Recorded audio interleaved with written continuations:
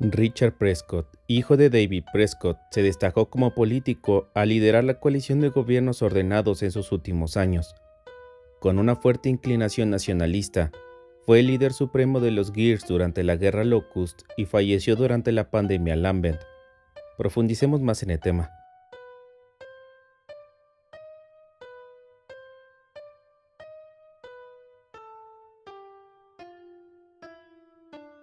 David Prescott fue uno de los primeros presidentes de la COG.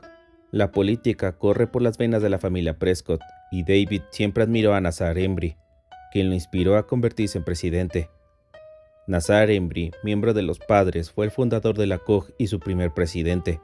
Desarrolló el gobierno, los soldados y la maquinaria, mientras los presidentes cambiaban, hasta que se descubrió la emulsión y Laurie intentó aprovecharla, desencadenando las guerras del péndulo.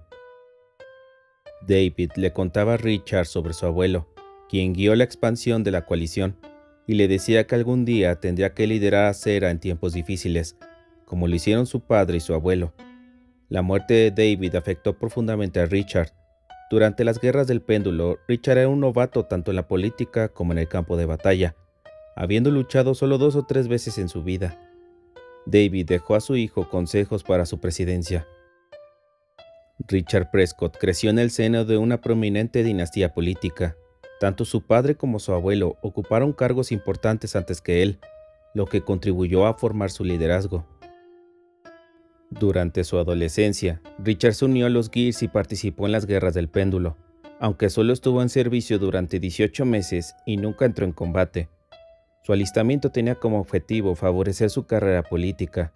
Poco después se involucró en la política de la coalición, ascendiendo rápidamente hasta convertirse en vicepresidente. Aproximadamente 10 meses después del ataque de la Horda Locust, los ejércitos humanos estaban diezmados. Para empeorar la situación, el presidente falleció de un ataque al corazón, lo que llevó a Prescott a asumir el cargo. Barty Salaman, jefe de la defensa de la COG, le informó que no había forma de detener a los Locust ni de negociar con ellos. Desde ese momento, Prescott entendió que los Locust no eran simples enemigos con los que pudiera luchar limpiamente o negociar, sino monstruos que debían ser detenidos a toda costa. Después de 2 meses en el cargo de presidente, la guerra empeoraba y parecía inevitable que los Locust ganarían, a menos que alguien interviniera. Prescott intentó contactar a otros jefes del estado de la COG para solicitar el apoyo de sus respectivas naciones, ya que Tyro estaba a punto de caer en manos de los Locust. Sin embargo, todos los líderes de las naciones pertenecientes a la coalición le negaron el apoyo, excepto las islas del sur, que solo podían proporcionar infantería. Tyro, también conocida como Tyrus, es una nación en Cera que albergaba la sede de la coalición de gobiernos ordenados. Su capital era la ciudad de Fira, y Jacinto también estaba situada en esta región. La familia Phoenix y Santiago vivían en Tyro. Durante las guerras del péndulo, Tyro contribuyó con la 26ª Infantería Real Tirana en la batalla de los Campos de Aspo. Cuando todos los líderes finalmente negaron el apoyo para combatir a la Horda, Prescott convocó al Dr. Adam Phoenix y a su jefe de defensa, al coronel Victor Hoffman, quien dirigía las fuerzas especiales. Prescott se aseguró de que su hermana llegara a salvo a la meseta de Jacinto y planificó un contraataque brutal. Prescott había decidido utilizar el martillo del alba. En una reunión informó a Adam Phoenix, a Hoffman, a Salaman y a su asistente sobre esta decisión. Sin embargo, consciente de que era una medida extrema, se cuestionó sobre la aplicación de la ley marcial. La ley marcial podría ser declarada en todos los territorios de la COG, pero requería una votación y la evaluación de los soberanos.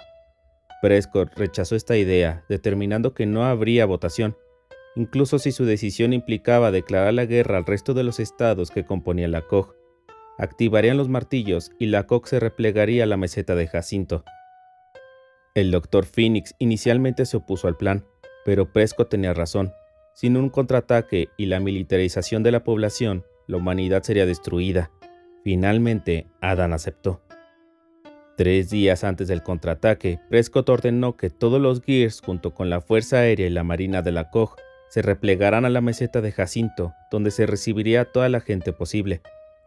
Posteriormente anunció esto a la población, dándole solo unos pocos días para llegar. temiendo que, si se daba más tiempo, los Locust encontrarían una manera de frustrar el plan. 2 horas antes de activar los martillos, Prescott debatía consigo mismo sobre si estaba tomando la decisión correcta. Rezó para que Adam Phoenix encontrara otra solución o para que los altos mandos de la Horda Locust buscaran negociar, pero nada de eso ocurrió. Poco después lamentó su decisión al ver en la televisión a un reportero transmitiendo en vivo desde uno de los puntos de ataque de los martillos. Prescott no dejaba de pensar que, en unos momentos, ese reportero moriría y aún así estaba trabajando. Finalmente, Adam llegó y discutió con Prescott sobre la ética de su decisión. Aunque sabía que era una acción terrible, Prescott consideraba que era necesaria y que alguien debía hacerlo. Adam le confesó que no era el faro de luz que la gente creía, lo cual hirió a Prescott, pero aún así el martillo del alba fue activado. Prescott, acompañado por Adam Phoenix, fue a observar los resultados del ataque. Desde el King Raven, Prescott quedó maravillado por los hermosos colores del cielo, pero rápidamente comprendió que esos colores se debían a las cenizas de edificios y personas incineradas. Regresaron a Jacinto, donde Prescott volvió a cuestionarse sobre su decisión.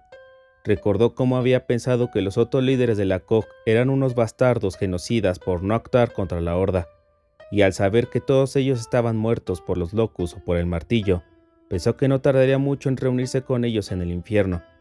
Incluso si sobrevivía, todo sería un infierno.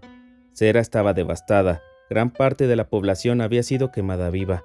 La contaminación en el planeta era excesiva debido a las cenizas, y no quedaban recursos, salvo los que había en la meseta. El contraataque con el martillo del alba logró contener a los Locust momentáneamente, pero el daño fue mayor para los humanos y la Horda no se detuvo. La guerra continuó durante varios años más, con Jacinto como el último bastión de la humanidad. Poco a poco, la COG perdía terreno ante la Horda, ya que los Locust se volvieron más agresivos y atacaban con mayor fuerza. Sin embargo, Prescott nunca se rindió y continuó haciendo todo lo necesario para sobrevivir, incluso oprimiendo a la población para que ayudara a la guerra. Durante los años de conflicto, Prescott se volvió aún más nacionalista y más agresivo en cuanto a su ideología. Prescott y su gobierno pusieron todos sus esfuerzos en detener a los Locust, por tanto la investigación armamentista nunca paró. En cierto punto, casi al final de la guerra, se llegó a la conclusión de utilizar una bomba de masa ligera para destruir la hondonada, plan que Prescott aprobó sin dudarlo, esperando que esto diezmara a los Locust.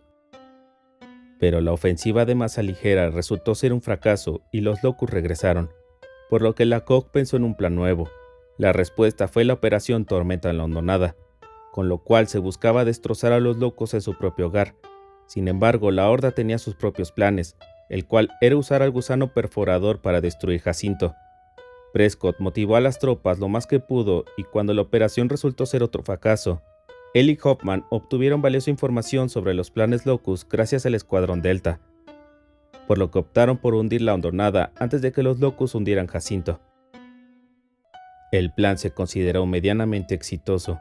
La COG ganó la guerra, pero a un alto costo, al perder el último refugio humano. Los sobrevivientes huyeron a distintos puntos. Prescott acompañó lo que quedaba de la COG por un tiempo. Sin embargo, luego se marchó a Ashura, un complejo secreto en el que mantuvo oculto a todos los científicos y gente de valor.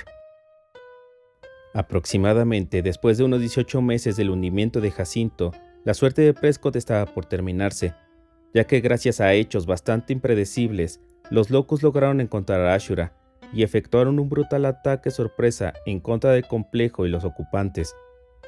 Debido a las condiciones del ataque, fue imposible defender el lugar, y se efectuó la toma de Ashura. Prescott logró escapar en un King Raven junto a un pequeño grupo de soldados, y a sabiendas de que Adam Phoenix sería capturado, decidió buscar a Marcus para informarle que su padre seguía con vida, y que lo tenían los Locust. Esto como último intento por detener los planes de la reina Mira. Desafortunadamente, Prescott se encontró con los restos de la COG y con Delta justo en medio de un inmenso ataque Lambent al Sovereign. Durante el ferviente ataque, el capitán de este barco murió y Prescott resultó gravemente herido. Poco después de que el buque de guerra fuera destruido por el ataque Lambent, Prescott murió víctima de una herida de metralla en el pecho. Anya y los otros Gears trataron de ayudarlo, pero sus heridas ya eran muy graves. En su lecho de muerte, Prescott le entregó información importante a Marcus sobre su padre y sobre Ashura.